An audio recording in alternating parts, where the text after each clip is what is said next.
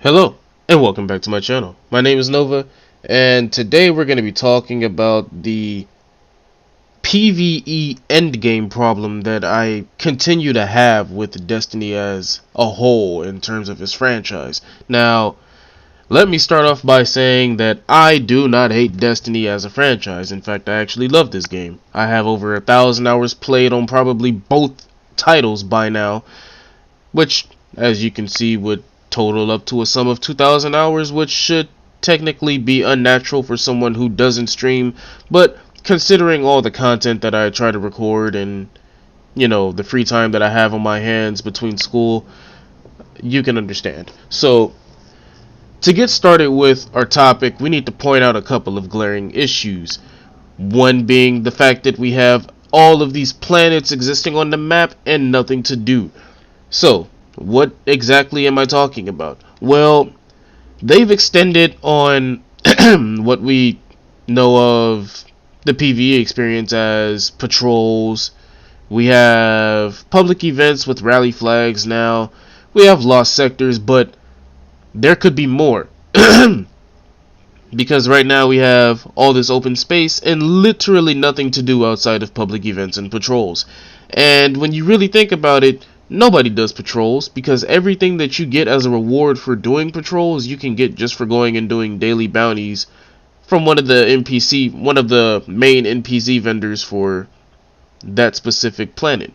So, to put it into perspective, why in the world are you offering patrols that can grant you 3 to 4 planetary materials when I can go right up to Devram K on the EDZ, go pick up 3 bounties, and have triple the amount of the planetary materials for doing all 3 of his bounties?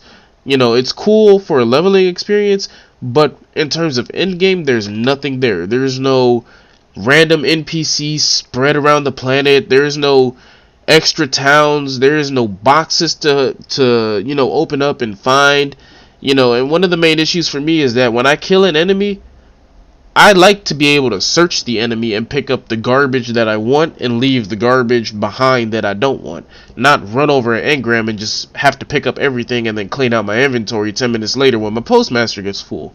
So, there's definitely some improvements. Yet again, Destiny as a whole isn't a garbage game. It's freaking fantastic. It's one of the best in the market right now.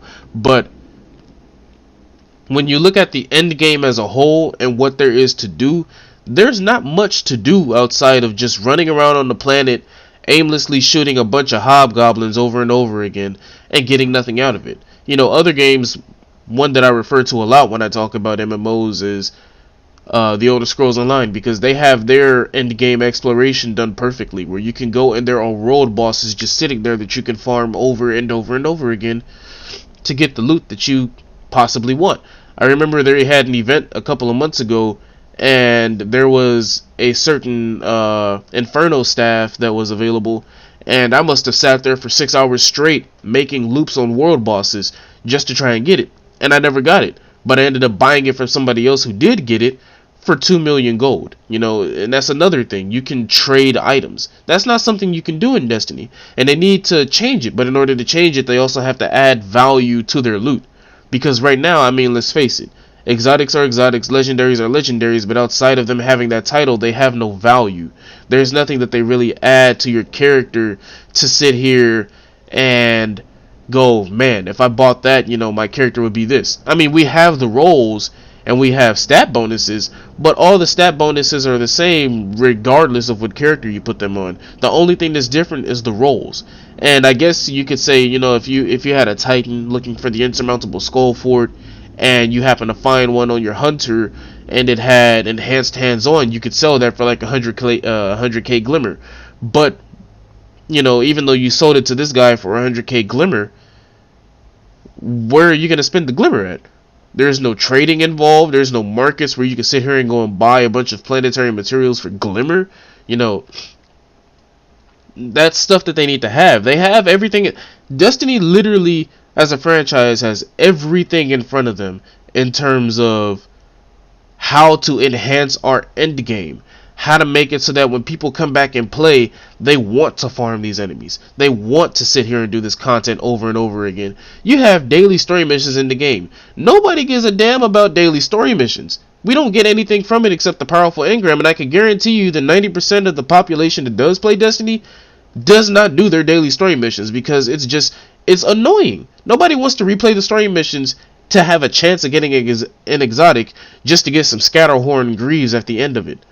You know, that's literally what you know what you just gave everybody? You gave everybody 3 shards. You know, that's a serious problem with Destiny's Endgame. When it comes to the point of you maxing out your characters, what do you do at the end? Once you get all the exotics in the game, you've done what you came to do. Now you're playing something else until the next DLC drops. And then when the DLC drops and you get all the loot that you want from there, what do? You wait until the next one comes. And it's a never-ending cycle. In games like Elder Scrolls Online, even though I'm at least 200 points above the max level in that game, I'm still farming because I don't have everything I want, because there are specific roles that I'm looking for, there are specific pieces of gear that I'm looking for. I love just farming the in-game experience over there because the planets have things to do. You know, I'm 1,000 levels into the Elder Scrolls Online, and I still haven't even finished every quest on every single town and every single city. I haven't done everything yet. But that's because the leveling is so smooth, and they still offer you a bunch of content, and with every update they introduce new content. So hopefully that's something that they can look into. So moving on from that, let's talk about the lost sectors. Lost sectors, great idea, but it can definitely be improved on. I walked into another lost sector yesterday. I think it was the Bay of Drowned Dreams, and I happened to be looking at it and I'm like, man, this could easily be a hidden town or a hidden sector. I mean, they already have the name for it, the lost sector. You know, when I think of sectors, I think of giant abandoned, you know, quarantine spots inside of cities where there's just, you know, abominations and all this nonsense. So hopefully maybe they can improve on lost sectors and make it so that when you go into one, there's NPCs spread around, there's people that need help, you know, there's a bunch of different quests that can give you different loot. And not just, you know, garbage blues. Once you get to endgame, you shouldn't even worry about blues. You should only see legendaries and exotics. That's all you should see. And each role should be beneficial to you, which it is now. But, I mean, let's face it. Once you get the specific role and the weapon that you're looking for, you're not really farming for any other weapon. Because there is a meta that exists in Destiny 2. And if you get the God Roll Blast Furnace that you're looking for out of the armory, you're not going to go into the Bay of Drowned Dreams looking for a God Roll Gold figure just to have it. You already have the God Roll Blast Furnace, and the Blast Furnace outperforms the Gold figure. So why would you? There's no point. You know, stuff like that needs to be fixed. So hopefully they can improve on lost sectors and make it so that when you go and you explore, it literally is an entire sector, where there isn't just a boss at the end. There may be some world bosses, there may be some abandoned quests that you can do, you know, maybe there's some powerful bounties in there that you can pick up that can sit there and have a chance of giving you an exotic, you know, more chances to do more things. So let's talk about PvP for a second. Because the main issue that I have with PvP, I play PvP more than anything. As much as I talk about PvE, I play PvP more than anything. My main issue is that there is no endgame for PvP. Yes, there is the quest where you can sit here and get quote-unquote endgame weapons. But they're not real endgame weapons. The endgame that did exist is gone, and that was Trials. And that's because Trials was garbage. But it wasn't garbage because of Trials itself. It was garbage because Trials was competitive with no radar. That is what made it garbage. You cannot have a competitive game mode with no radar where everybody can come sit in a corner and just get free wins. So you take out Trials, you put the radar back in, and you're continuing to work on Trials. What I propose is this. Trials needs to have its own loot system. And what I mean by that is that it needs to have something akin to Luna's Howl. It needs to have its own gear for each character, similar to what it did in D1. But they need to be important. They need to have their own stat bonuses that only work for PvP.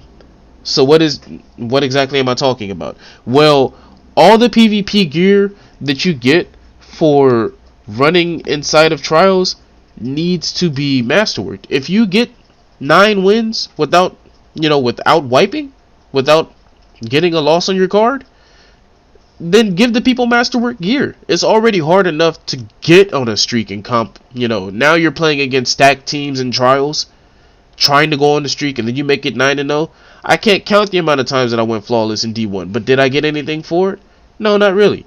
I got a couple of pulse rifles that I wasn't going to use, a couple of doctrines of passings that I wasn't going to use, but in this game you have a chance to enhance the replayability of trials. If somebody goes flawless and they know they can get masterwork gear that specifically helps them in the game mode that they love to play, which is PvP, then I can guarantee you they're going to play it. When you tell somebody that they can sit there and run trials, and then they're going to get a full set of masterwork gear if they go flawless, and that masterwork gear, reduces the amount of elemental damage that they take, why wouldn't they run it? If people are using Luna's Howl, then they're going to take less damage from Luna's Howl. Granted, it's not going to be, useful at all, because Luna's Howl is a guaranteed 3-tap no matter what. But, maybe there's an energy shotgun. Stuff like that is what needs to be introduced into Destiny itself to help the PvP in game. So, let's talk about raids. The good old raids. Here is my problem with the raids. Why in the world can I only do the raid once a week? I have 3 damn characters just to do it 3 times a week, and all I get is helmets. I get a couple of boots. Once you reach max level, you're not doing the raid to sit there and get the gear, unless you're some completionist. You're doing it because you want the exotics. And if I'm not getting the exotics, then what the hell do I only get the chance to do it 3 times a week for? Do you realize that there are people who literally sit here and make characters in the middle of the DLC's launch to sit here and do the raid again, like I did, just to sit there and get a second and a third chance, and then they have to wait until reset? No. Any other game where you can raid, especially in Elder Scrolls, you have the opportunity to do it over and over and over and over again, as many times as you want to. You get a new group, you go back in. You want to know what the difference is? They make it so that you still have a chance to get the loot as many times as you want to play it. I know that in Destiny, everybody chases the exotics, so making it so that they can just do it over and over and over again and get the exotic, it may look bad in terms of, okay, well, once they're done, they're not going to want to do the raid anymore, but that's not true. Now you have challenges in the game. Now you have titles. So regardless of how many times I do the raid, if I don't get the weapon, I'm still going to be redoing the raid anyway just to get the challenges done. My thing is, if I'm redoing the raid and I'm wasting all this time in here trying to get challenges done, trying to get the titles, why am I not being rewarded for the time that I'm putting in? Why don't I have a chance to get rewards with the roles that I want? I'm sitting here and I'm putting in all this time trying to get the blacksmith title, trying to get the Ravensbane title, but once I do the raid once on one character, I have to wait until reset to get the loot on that character. People have favorite characters. It's not cool to sit over here and force people to have to wait until reset so that you can keep the play hours up on the replayability of the raid. That's not cool, man. People are going to play or they're not going to play regardless of what you decide you want to put the reset on or how you want people to play the raids. But to make it so that the end game raiding experience is the best that it could possibly be, you need to change it so that I'm going to make it real easy for you. When you raid for the first time after reset, obviously you're going to get your powerful gear, but make it so that you also have the highest chance of getting that exotic right there. But it doesn't need to be the raid specific exotic, just any exotic. Make it so that when you complete the raid for the first time during that reset, you have the highest chance at receiving any exotic in the game right then on the spot. Every subsequential run after that will grant you gear with different roles and a chance to get the raid exotic, or any exotic for that matter, except it won't be at a high rate and it won't be at a high level. That way you can replay it and go, okay, well, since I need to help my friend, at least I'll have a chance to get those boots that I want. You got people running around with 90 something clears, and you know damn well they have not run this raid 90 clears to get the loot.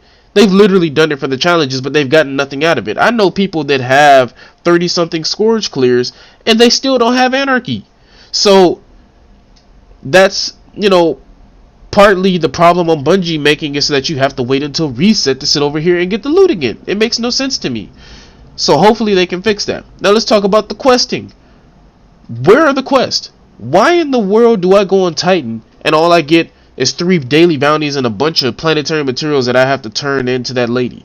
Why aren't there random NPCs spread around giving me quests every single day that can sit here and grant me legendary loot with different roles? You know, stuff like that needs to exist. You already have it set in motion with patrols, but enhance it. Put some NPCs in there. Put some NPCs out on a boat somewhere spread out on the other side of the ocean and tell me that I need to go save them, and when I bring them back they give me a named item. You know, maybe Dire Sandra's Bow of Stability. You know, and it comes with a special perk. You know, maybe when I squat, I gain true sight for 2 seconds or something like that. You know, stuff like that needs to exist. That's what keeps people coming back to play the end game. That's what quests are for. Patrols are useless when you have bounties that you can pick up from them that give you triple the resources. You know, so get rid of patrols, put in some NPCs, get some legit questing in there. You have everything that you need in terms of the planets. You have everything there. You just need to put it in there and work on it. So hopefully that gets my point across on why Destiny's Endgame needs all the help it can get after you get to max level. And hopefully Bungie can see this. Make sure you like, share the video. Hell, even send them the link. You know, maybe it'll happen. Hopefully you guys enjoyed the video. Make sure you leave a like, make sure you sub, and I will catch you guys in the next video. Take care.